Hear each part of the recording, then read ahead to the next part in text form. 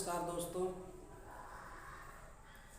NCERT study 2.0 में आपका स्वागत है। इस चैनल पर आपको एनसीईआरटी की पूरी सीरीज पढ़ाई जाएगी, जिसमें अलग अलग टीचर के माध्यम से अलग अलग सब्जेक्ट को पढ़ाया जाएगा। हम आपको पॉलिटी पढ़ाएंगे और उसी तरह से दूसरे टीचर दूसरे सब्जेक्ट पढ़ाएंगे। तो हम आज जो पॉलिटी का एनसीईआरटी शुरू कर रहे हैं और हम लोग समझेंगे, याद करते हुए समझते हुए सारी सब्जेक्ट को हम लोग पढ़ने का प्रयास करेंगे, जिससे आपको पढ़ने या समझने में दिक्कत ना हो। तो हम आज आपको बताएंगे, एनसीईआरटी के क्लास 6 से शुरू कर रहे हैं और पहला चैप्टर आपको पढ़ाएंगे। अब पहले चैप्टर में दिया हुआ है पॉलिटी का कि विविधता की समझ, कि आपको समझना होगा कि विविधता क्या होती है, किसे विविधता कहते हैं। विविधता को समझने का प्रयास करेंगे जो एनसीईआरटी में समझाया गया है। और एनसीईआरटी का जो बुक है आप देख रहे हैं, आपकी स्क्रीन पर जो दिखाया जा रहा है, इसी बुक से जो है सारी चीज़ को समराइज करके आपको कम समय में ज़्यादा से ज़्यादा कंटेंट उपलब्ध कराया जाए, यही मूल मोटो है। आप पढ़ेंगे, आपको समय ज़्यादा लगेंगे, तो इसको समराइज करके कम समय में आपको सारे विषय का अलग अलग टीचर के माध्यम से आपको समझाने का प्रयास करेंगे। यदि आपको कहीं नहीं समझ में आता है तो वीडियो में कमेंट करके, फ़ोन नंबर दिया रहेगा, फ़ोन करके आप उस चीज़ को समझ सकते हैं। चलिए हम लोग शुरू करते हैं। क्लास 6 का पहला चैप्टर है, दिया हुआ है विविधता की समझ। हम जानते हैं कि भारत देश जो हमारा है विविधताओं का देश है। क्यों कहा जाता है विविधताओं का देश, क्यों कहा जाता है? क्योंकि भारत में अलग अलग धर्म के लोग, अलग अलग भौगोलिक दृष्टिकोण, अलग अलग रहन सहन, अलग अलग वेशभूषा, खान पान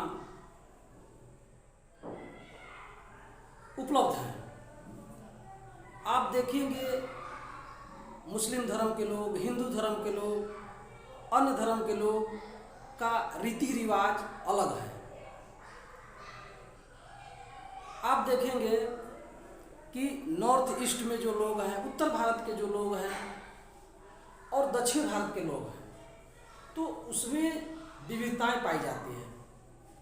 खान पान में, रहन सहन में, वेशभूषा में, तो ये विविधताएं पाई जाती है। तो इसी को समझना है कि विविधताएं क्यों पाई जाती, क्या डिफरेंट है, आखिर हम विविधताओं का देश भारत को क्यों कहते हैं। तो इसको समझने का प्रयास करेंगे। आइए बोर्ड पर देखते हैं हम लोग। छोटा सा एक समरी है विविधता के समझ के लिए छोटी सी समरी है, जिसको आप देखेंगे कि भारत विविधताओं का देश है। यहाँ सांस्कृतिक, भौगोलिक, धार्मिक भिन्नताएं पाई जाती है। इसको अभी समझेंगे हम लोग। अलग अलग क्षेत्रों में धर्म, रहन सहन, खान पान, भाषा, त्यौहार आदि में भिन्नता देखा जाता है, जो हमारे जीवन को रोचक एवं समृद्ध बनाता है। इसका तात्पर्य हुआ कि आप भारत के लोगों की जो संस्कृति है अलग अलग है, अलग अलग क्षेत्र की, अलग अलग धर्म की, अलग अलग विशेष क्षेत्र के लोग को जो है संस्कृति अलग अलग है। कहीं उत्तर भारत में कोई और त्यौहार मनाया जाता है, दक्षिण भारत में कोई और त्यौहार मनाया जाता है, नॉर्थ ईस्ट में कोई और त्यौहार मनाया जाता है, जम्मू कश्मीर के क्षेत्र जो पहाड़ी क्षेत्र हैं वहाँ पर अलग अलग प्रकार के जो है आपको भिन्नताएं पाई जाती है। उसी तरह से आपको भौगोलिक दृष्टिकोण है। पहाड़ों पर रहने वाले जो नागरिक हैं, जो लोग हैं, उनकी रहन सहन अलग है, वहाँ की भौगोलिक स्थिति अलग है, जो उस हिसाब से वहाँ के अनुकूल है वो लोग करते हैं। जो मैदानी क्षेत्र में जो लोग हैं उनकी स्थितियाँ अलग हैं। उसी तरह से दक्षिण भारत के लोग तटीय लोग, पहाड़ी लोग, तो इनकी रहन सहन अलग है। इस वजह से जो है विविधता देखने को मिलता है। उसी तरह से हम लोग देख लेंगे धार्मिक विभिन्नता। ईसाई लोग अलग त्यौहार मनाते हैं, हिंदू लोग अलग त्यौहार मनाते हैं, मुस्लिम धर्म के लोग अलग त्यौहार मनाते हैं, क्रिश्चियन अलग मनाते हैं, जैन अलग मनाते हैं। उसी तरह से जो है आपको धर्म, रहन सहन, खान पान, त्यौहार, ये सब देखिए। अब सारे लोग अलग अलग डिफरेंट रहते हुए भी हमारे लिए एक रोचक है, समझने का प्रयास करेंगे कि हम लोग का जीवन जो इन अनुकूल कैसे ढाल लेता है, ये समझने का प्रयास करेंगे कि उसके हमारे लिए क्या मायने हैं, हमारे लिए जो विविधता है क्या मायने हैं, विविधता हमारे जीवन को कैसे समृद्ध बनाती है, उससे हमको कैसे समृद्धि मिलता है। माना जाता है कि लोग अलग अलग धर्म के लोग रहेंगे, अलग अलग भाषा के लोग रहेंगे तो कनेक्टिविटी नहीं बन पाती है, लोग एक दूसरे को समझने का प्रयास नहीं कर पाते हैं। लेकिन फिर भी विविधता हमारे जीवन को कैसे समृद्ध बनाती है, उससे हमको क्या फायदे हो रहे हैं, ये चीज़ समझने का हम लोग प्रयास करेंगे। आइए देखते हैं, जैसे नवाचार एवं नवोन्मेष का जो है विचार, अगर एक क्षेत्र से दूसरे क्षेत्र में कोई अगर जाता है तो वहाँ की नई तकनीक सीखता है, नई विचार सीखता है, तो कहीं ना कहीं उस विचार का जो है स्थानांतरण हो रहा है, उस में ज्ञान का जो है स्थानांतरण हो रहा है, एक दूसरे में ट्रांसफर हो रहा है, एक दूसरे में स्थानांतरण हो रहा है, तो इससे एक दूसरे को फायदा होता है। दूसरी बात, मिश्रित संस्कृति का उदय होता है।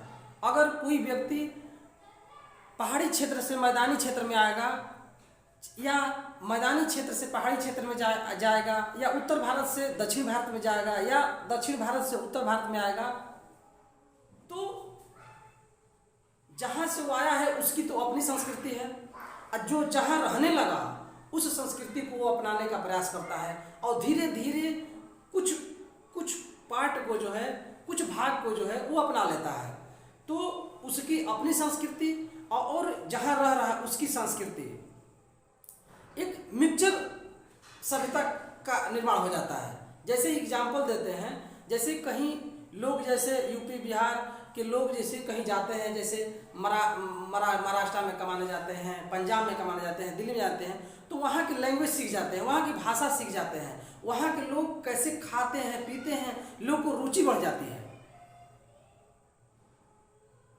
पहले नहीं खाते थे, लेकिन वहाँ रहने की वजह से उनकी वो भोजन अच्छा लगने लगता है, उनकी पोशाक अच्छा लगने लगता है, रीति रिवाज में भाग लेने में उनको अच्छा लगता है।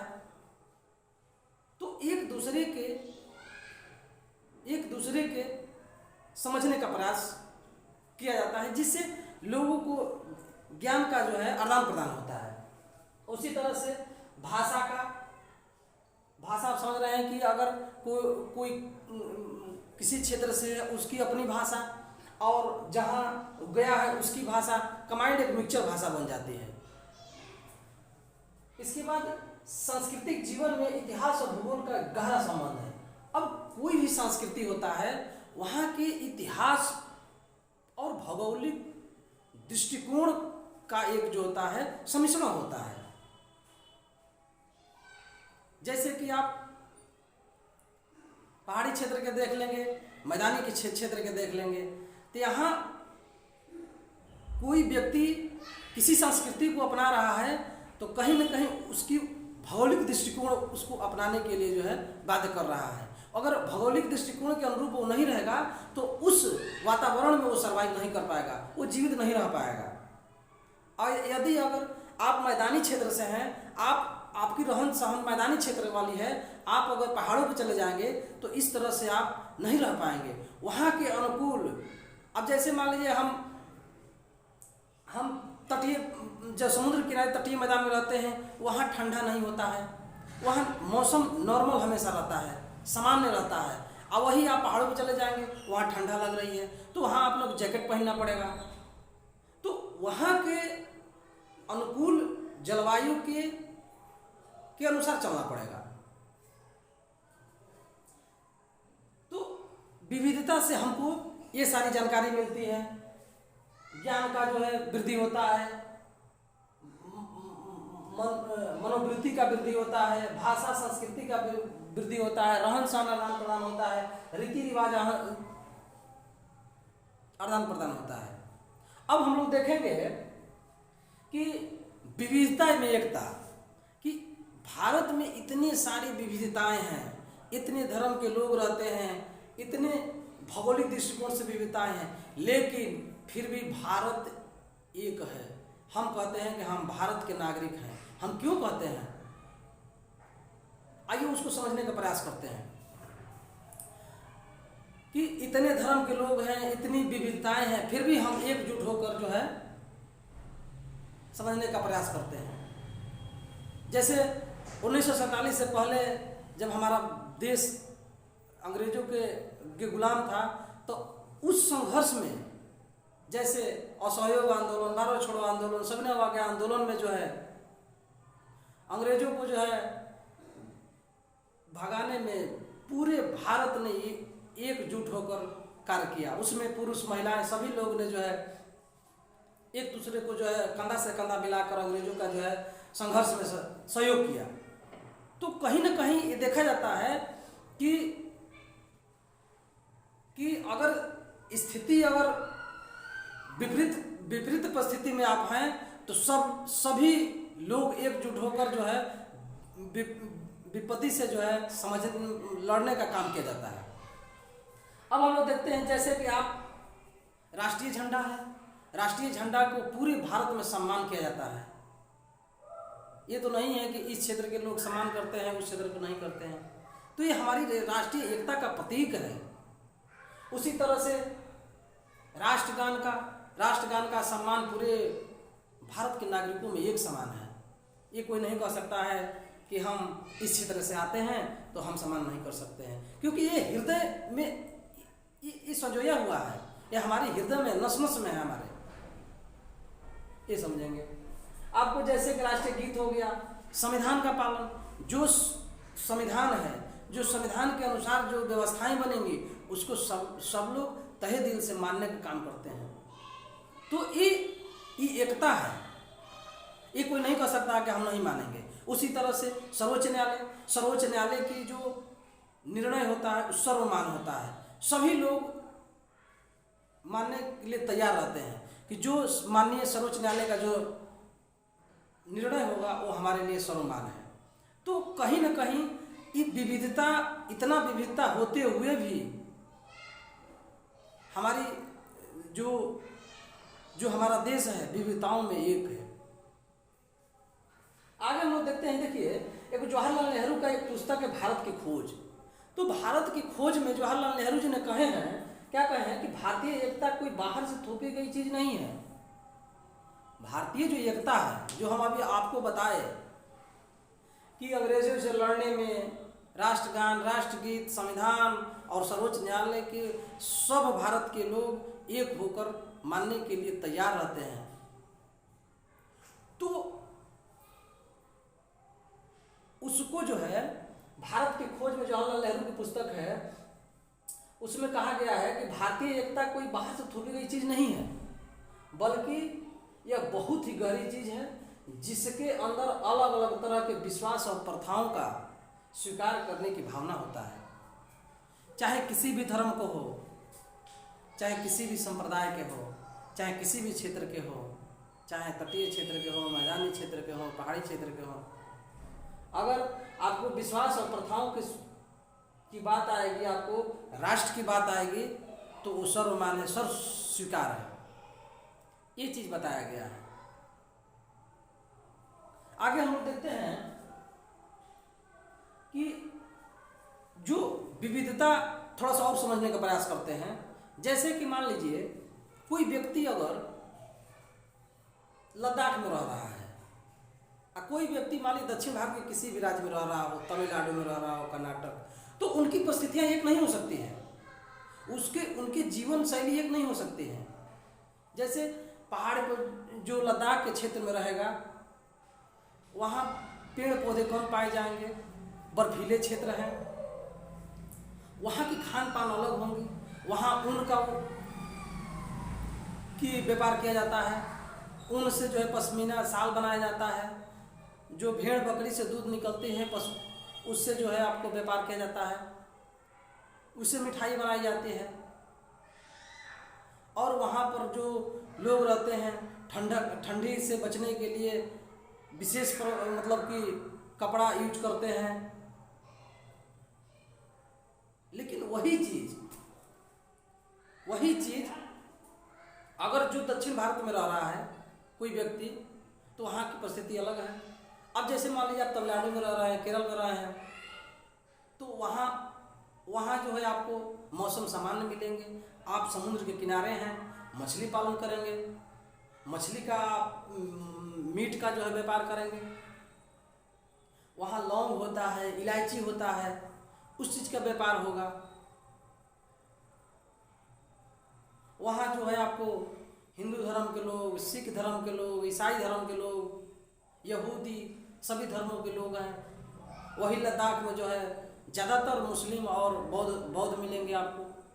तो ये सारी विविधताएं हैं, विविधताओं समझने का प्रयास किया गया है। अगर आपको इस वीडियो में आपको कोई समस्या होगा तो आप जो है हमको कमेंट करिए और बताइए, हम और अच्छा से सुधार करके आपको प्रस्तुत करेंगे।